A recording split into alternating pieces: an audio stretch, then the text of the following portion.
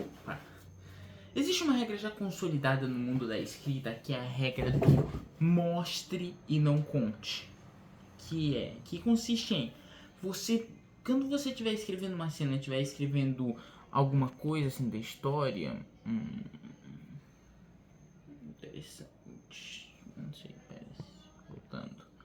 Aí, quando você estiver escrevendo uma cena, estiver escrevendo algum parágrafo da sua história, você deve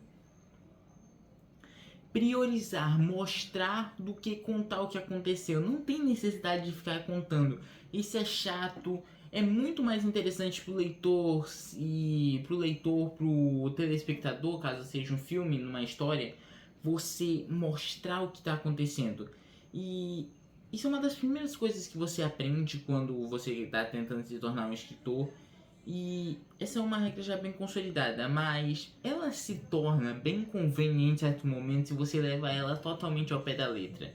Se você levar ela como uma regra inquebrável, ela é bem, sabe? Então, existe certas... Você deve sim priorizar, mostrar do que contar.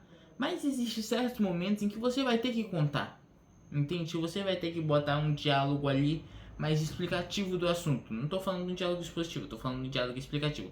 Diálogo expositivo é quando o personagem não tem motivo para estar falando aquilo e ele está falando. Por exemplo, a gente acabou de começar a assistir o filme, aparece uma criança tossindo e ele fala: ai mãe, eu sei que eu tô doente, mas o médico falou que eu já ia melhorar. A mãe dele sabe disso, a mãe dele levou ele no hospital, a mãe dele provavelmente estava lá com ele quando ele estava no hospital. Ou seja, a gente sabe que tudo isso vai acontecer.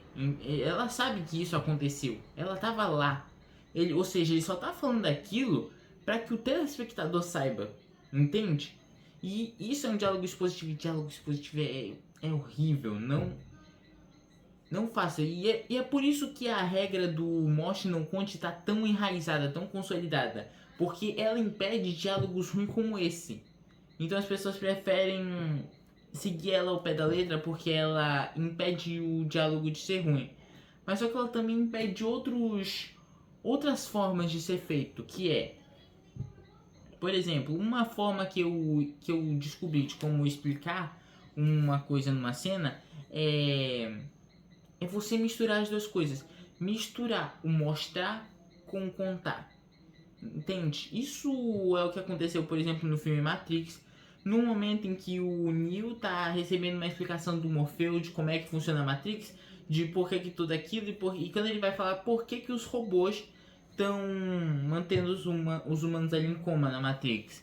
E ele fala que os robôs estão transformando o humano nisso, e ele mostra uma pilha, uma bateria, não sei, ali pro Neo. E nessa hora, ou seja, ele poderia ter falado, eles estão transformando os humanos, eles estão pegando a energia dos humanos, estão usando os humanos como gerador, entende? Ele poderia ter falado, mas não, ele mostrou. Ou seja, ele misturou as duas coisas. Nesse momento, ele evitou 30 outros diálogos, porque também existe um negócio. Se você tiver que fazer um diálogo explicativo, passe por ele o mais rápido possível, entende? E nesse momento, ele conseguiu diminuir o diálogo explicativo.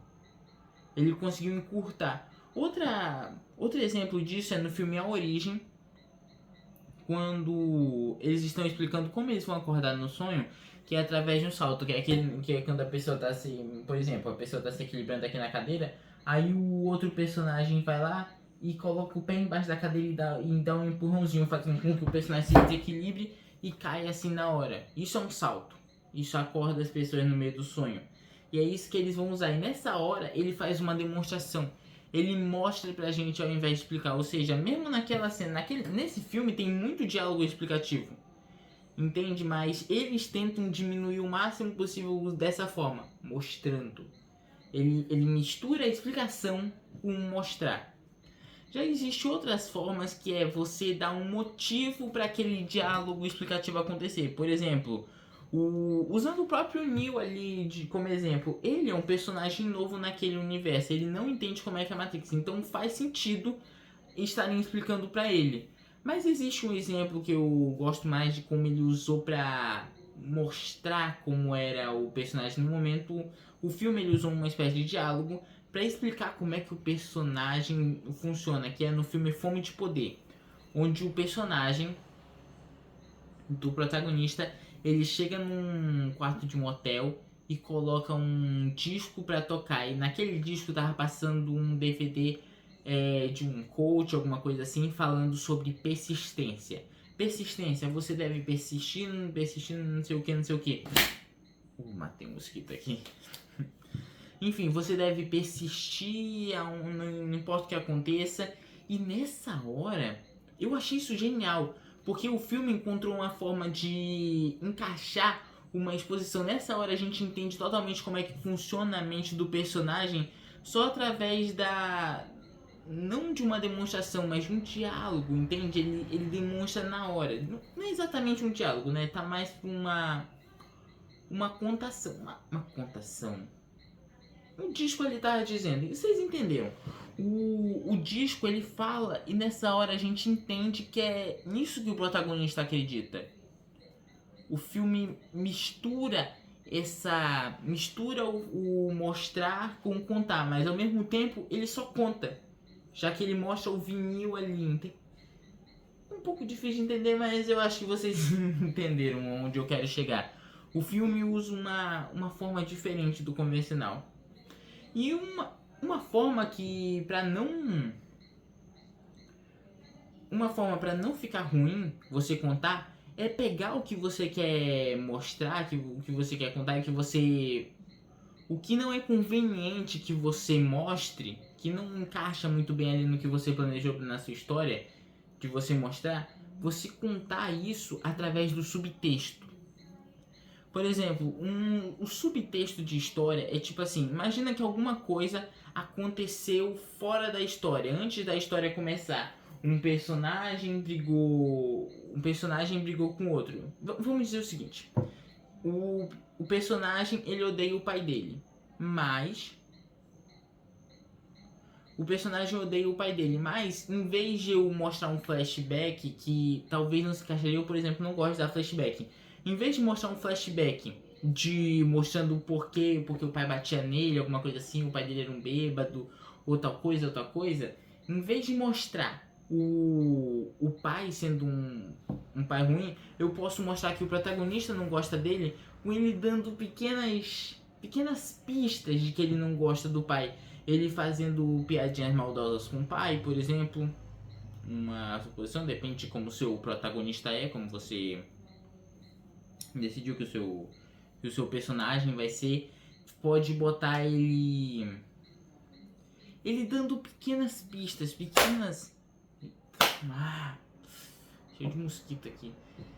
Pode mostrar ele dando pequenas pistas, jogando no ar pequenos detalhes que mostram que sim, ele odeia o pai, que ele não gosta do pai, e dando detalhes de por que ele não gosta do pai. Às vezes você pode mostrar que ele tem uma marca vermelha no braço, por exemplo, mostrando que o pai batia nele, ou por outro motivo, entende? Para que quando a história avançar e a gente nesse momento a gente não vai entender exatamente que ele não gosta do pai, a gente só vai pegar os sinais.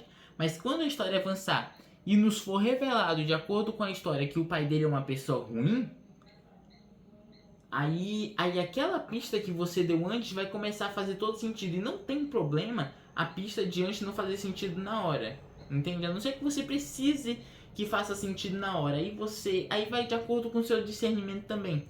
Aí você vai dando pistas mais óbvias, vai botando situações onde o diálogo dele vai ficando mais óbvio, que bote pra ele falar alguma situação onde ele fale de forma clara: eu não gosto do meu pai, eu não quero estar perto do meu pai, entende?